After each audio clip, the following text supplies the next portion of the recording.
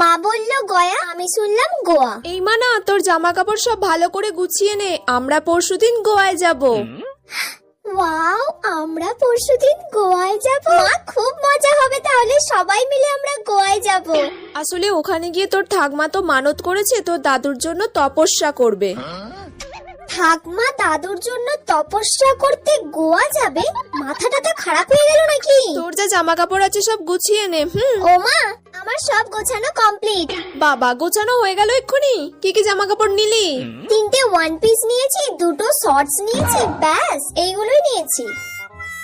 এই মেয়েটার কি মাথাটা তা খারাপ হয়ে গেছে নাকি? ও গয়ায় যাবে, গয়ায় গিয়ে শর্টস পরবে, ওয়ান পিস পরবে। এই সব জামা কাপড় তুই কেন নিয়েছিস? গয়াতে গিয়ে তুই শর্টস পরবি, ওয়ান পিস পরবি? তোর মাথাটা তা খারাপ হয়ে গেছে নাকি?